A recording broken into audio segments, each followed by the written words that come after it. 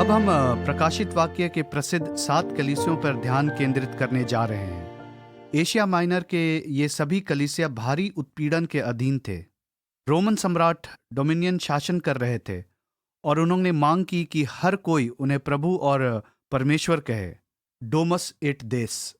विशेषकर ईसाइयों पर बहुत दबाव था, क्योंकि वे शाही पंथ के अनुरूप नहीं हो सकते थे।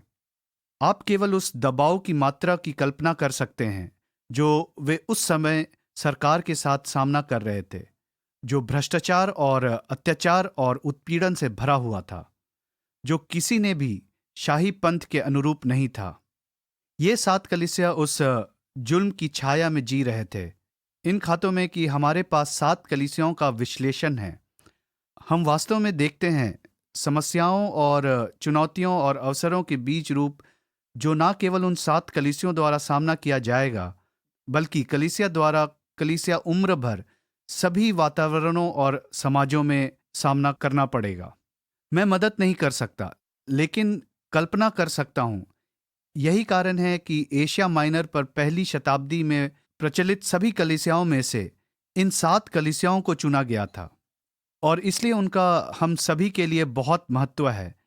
यहां तक कि हम यह समझने की कोशिश करते हैं कि किस तरह से हम सभी प्रकार के दबावों और कठिनाइयों के बीच मसीह के जीवन को जी रहे हैं।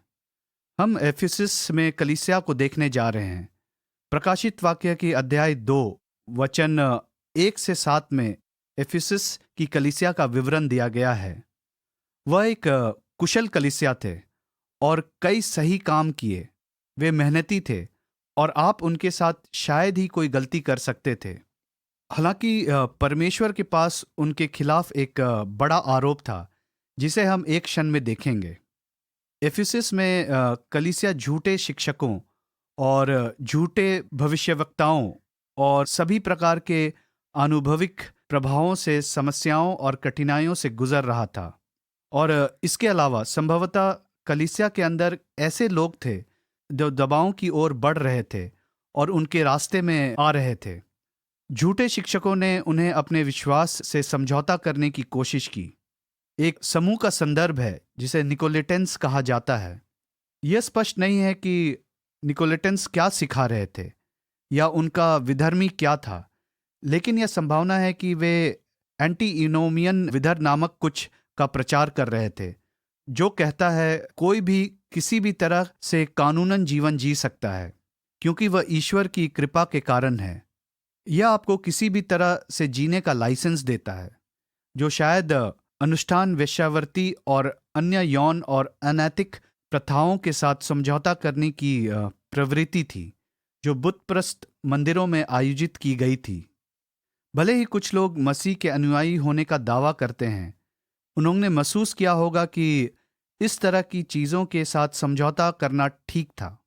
लेकिन एफिसस के कलीसिया के पास यह श्रेय उनके लिए था कि उन्होंने झूठे शिक्षकों का परीक्षण किया और उन्होंने उन्हें आजमाया, और वे उस पहलू से बहुत मेहनती थे।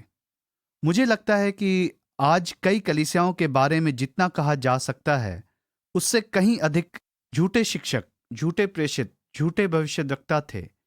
लेकिन एफिसस के लोगों ने उनका परीक्षण किया और झूठे सिद्धांतों को खारिज कर दिया।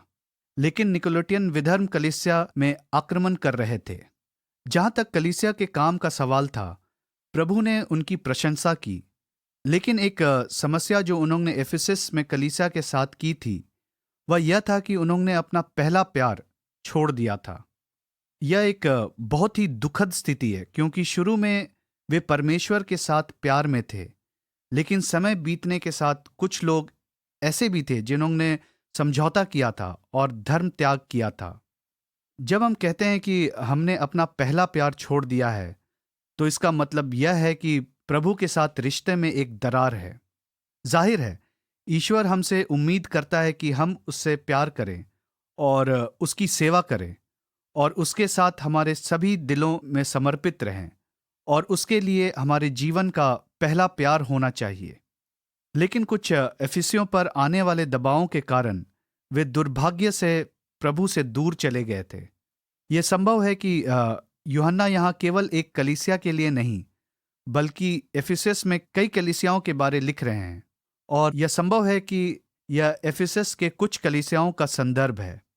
यहाँ तक कि यदि पत्र किसी विशेष कलीसिया में निर्देशित किया गया था, तो हो सकता है कि कुछ लोग ऐसे थे जिन्होंने धर्म त्याग किया था और विश्वास से दूर चले गए थे। इसलिए एफिसस की कलीसिया से हम अपने ईसाई जीवन के लिए बहुत ही आवश्यक गतिशील सीखते हैं कि हमारे पूरे ईसाई जीवन में कोई फर्क नहीं पड़ता कि हम राज्य के लिए काम करने में कितने कुशल हैं। अगर हमने अपना पहला प्यार और प्रभु के साथ हमारे रिश्ते को छोड़ दिया है, हमारी भक्ति, हमारी प्रतिबद्धता, उसके प्रति हमारा प्यार कम हो गया है, तो उसके पास हमारे खिलाफ शिकायत है और हमें इसे ठीक करने की आवश्यकता है।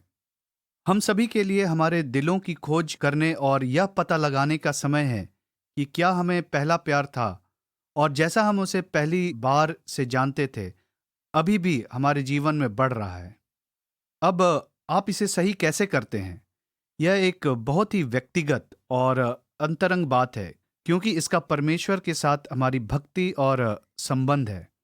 आप दुनिया के सर्वश्रेष्ठ कलीसिया हो सकते हैं, फिर भी ऐसी स्थिति में हो सकते हैं जहां आपने अपना पहला प्यार छोड़ दिया है, और यह कुछ ऐसा है जो केवल आप और मैं ही सही कर सकते हैं, क्योंकि इसका परमेश्वर के साथ अंतरंग संबंध है।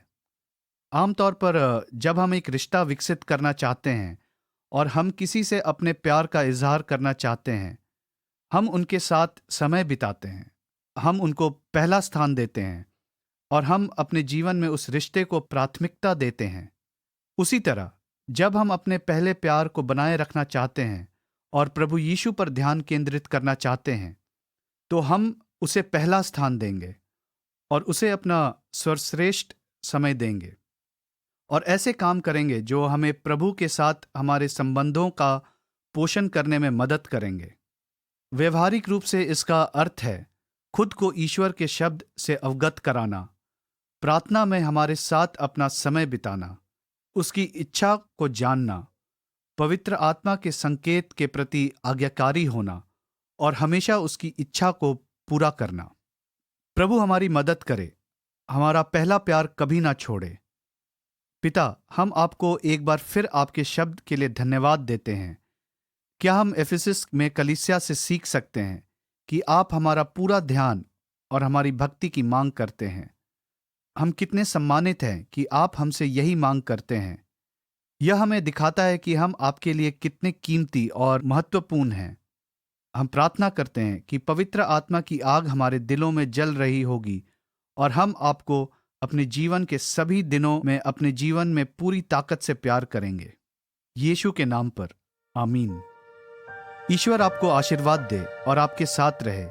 आपको दिन प्रतिदिन ईश्वर के साथ अपनी भक्ति और आत्मीयता का पोषण करने में मदद करे। पवित्र आत्मा आपको उसकी शक्ति और प्रेम से भर दे। धन्यवाद। ईश्वर आपका भला करे।